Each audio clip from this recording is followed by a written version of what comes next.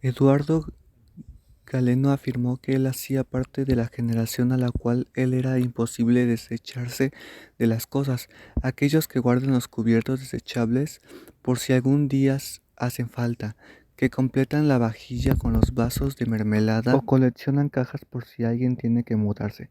Todos tenemos en la familia a un presente de esta especie. Son ellos quienes han declarado la crisis de los valores y las costumbres.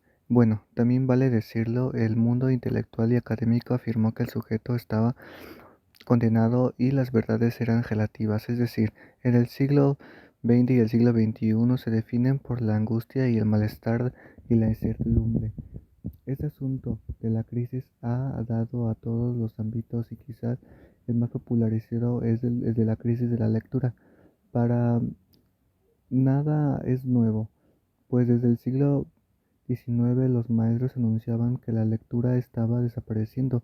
En el siglo XX, amparados en esta preocupación, se puso de moda la promoción de los ámbitos de la lectura y aparecieron los promotores de lectura agenciados por los ministerios de la educación y de cultura, porque era necesario que niños y adultos leyeran, y han desempeñado un importante papel como mediadores del libro y de la lectura. Son ellos quienes han establecido lazos entre la biblioteca y la comunidad.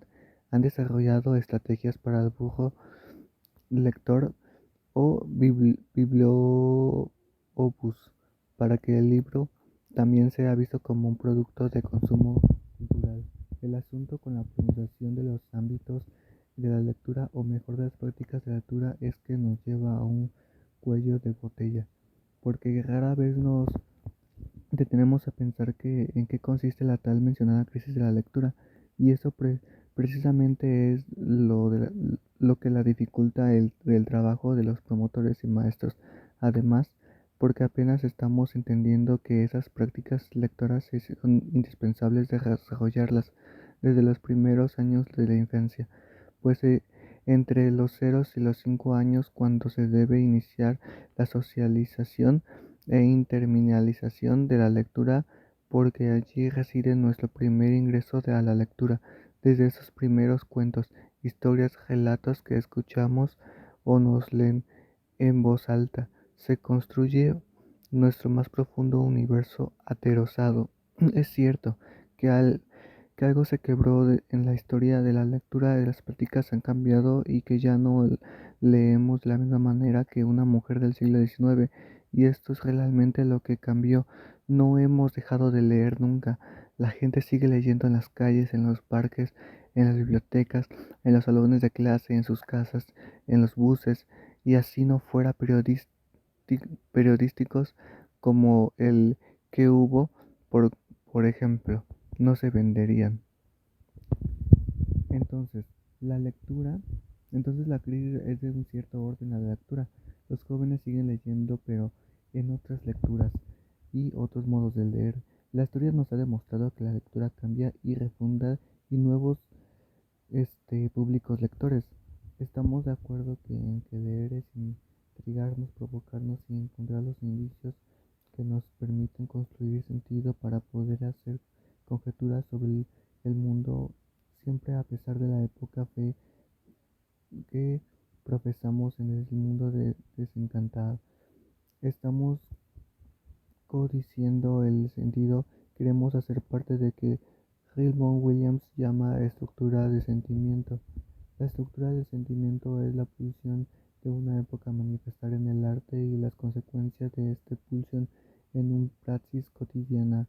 Los públicos lectores responden a una estructura de sentimiento de la cual son herederos, porque aunque sea intangible, esa pulsión influye en la construcción del sentido, en sus significaciones y en el consumo. Y en este concepto lo que debemos evaluar es cuál es la experiencia lectora de nuestra época para que la lectura pueda ser válida y legítima. Es decir, que la crisis de la lectura viene a ser entonces la dificultad que tenemos para encontrar las nuevas significaciones social a las prácticas de la lectura. Gracias a Montes afirma que es como si confluyesen por un lado un conjunto de ideas acerca de la lectura bastante cristalizadas, sabio de la lectura de sentimiento de un monte histórico interior y por el otro un estado de ánimo y que correspondía a la época, el que la práctica de la lectura no termina de encontrar su sitio. Hay un desencaje, el desencaje nos provoca desasosiego y el desasosiego nos lleva a multiplicar los discursos que cuando cristalizan se convierten en trampas. Ya hemos dicho que la lectura cambia, se transforma entonces. ¿Por qué seguir insistiendo que la lectura sea la misma? Sea de la misma manera y de la posición del lector no se altere. La lectura siempre ha sido una llave para el pensamiento liberador o doméstico y domesticador sufre esa ambivalencia. Así el lector se debe entre el dogma y la libertad desde cualquier orilla un leer el significado entraña sentido diferentes esa imagen del lector ambivigo en el libro extasiado en la letra y desconectado con el mundo que alcanza la libertad del espíritu y el pensamiento. Es la imagen que nos acompaña a la que nos acostumbramos y extrañamos para este lector. La lectura tenía sentido, era indispensable de su vida, era respirar en un mundo personal, lo convertía en un ser de universos anónimos. Es lo que extrañamos cada vez que decimos que la lectura está en crisis. La significación y la idea romántica de la lectura nos salva y nos hace mejores seres humanos. A eso a que le seguimos apostando. El problema es de que en este nuevo orden de lectura confundimos masificación con significación y las estadísticas nos dicen que Colombia es un país de lectores porque compramos pocos libros. Y en ese afán entre el consumismo y la significación se genera el culto del libro impreso y se satanizan las nuevas formas del libro como si éste a lo largo de la historia de la humanidad hubiese sido siempre el mismo, el apocalipsis de los maestros, escritores, editores, libreros, promotores, bibliotecarios y todos aquellos que residen de la idea de nuestra estructura del sentimiento ha cambiado y con ella la práctica de maneras de ver, construir significado del mundo. Lo cierto es que en crisis de la lectura está cambiando. Eso no nos lleva a la simple conclusión de que hay que refundarla, darle un nuevo sitio, relacionarla con la pulsión contemporánea. La lectura cero es la que hay que preservar, ese número asombroso de despertar a la letra, como cercano sagrado y ritual que nos revela que estamos vivos, que podemos descifrar el universo y quizás conquistarlo. Esa lectura que nos puede desaparecer y que la mayoría de las veces es reprimida de las escuelas y nos llega a a la perplejidad, el enigma. Vista así, la lectura es una actividad de por vida. En esta nuestra vida es esto para nada es intención de disminuir el valor de la escuela en la enseñanza, pero lo cierto es que a pesar de la preocupación de la sociedad por el tema, la responsabilidad parece recaer en los profesores de español y literatura, escritores, editores, promotores de lectura y bibliotecarios. Es el fenómeno transversal a todo el ejercicio cotidiano de crisis nuevas la separa y la pone en un sitio de falsa trascendencia. Esa trascendencia de la lectura la aleja de un sitio natural y nos hace creer que es reservada para seres especiales alejados a lo cotidiano. Lo contrario de la apuesta debe ser que enseñarle a los niños y jóvenes la lectura es una práctica a lo que todos estamos espontáneos, abiertos. No vemos a descomponer que los textos proponen formas de lectura especializada y que esto ha generado un universo cultural complejo con un tipo de lector específico, el lector erudito, y eso está bien, es necesario para la única alternativa para volver a instalar la lectura como una práctica y vigente extendida, recuperar la necesidad básica de los seres humanos de descubrir el mundo y entender que la lectura y el libro son los mecanismos perfectos y no se contradicen como otros discursos.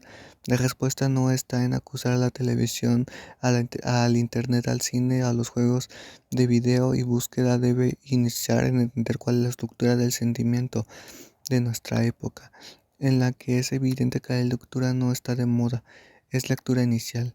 Aunque estemos al tanto de las lecturas novedades editoriales en el libro, sin importar su soporte material, su condensa en el acto de la lectura. Por eso es importante la adquisición, porque son las transformaciones materiales del libro las que nos enfrentan a las nuevas formas de leer. No es necesario asumir una actitud de secta ante las nuevas tecnologías. Creo que las ferias del libro poco a poco han ido demostrando que el libro impreso aún está vigente, pero que es necesario exponer los avances en los soportes materiales. Ese es un punto. Tenemos que acudir nuevamente a los profesores de lectura, las áreas y las promotores de lectura. Las actividades de promoción de la lectura se concentran en hacer cosas, en leer el placer, en concepto de Roland Barthes, que ha sido dibujado y descontextualizado y terminó para convertirse en divertirse leyendo, o leer cosas fáciles, divertidas y que no atraen problemas, o leer cómodamente sentado en un almohadón, que también era una manera de aguionar la lectura al todo de la época. Es de reponer los textos hacía pensar más que otros, pero los que hacían pensar entretenían tanto y tan bien como los otros. En cambio, el mandato de lo divertido produjo un gran recorte de la lectura, así una homogenización que creó condiciones negativas de la práctica. Graciela Montes. Quizás el afán de equipar la lectura de las nuevas formas de entretenimiento que ofrece la sociedad actual ha generado este tipo de prácticas lectoras que bien pueden resumir en leer por leer sin construir significados. Si a eso le agregamos la ausencia de maestros promotores lectores, el programa es que mucho es más grave. Es difícil transmitirle al otro el amor por la lectura, por el libro. A quien enseñe no hace parte de una comunidad de lectores y ha olvidado su relación primaria con una lectura. Creo que ese es uno de los asuntos que está en la mayor dificultad en la legitimación de la lectura en nuestra época. La insistencia en los hábitos de lectura, en leer por placer, es decir, por entretenimiento, ha terminado por despojar a la lectura de su carga de insubordinación y deseo.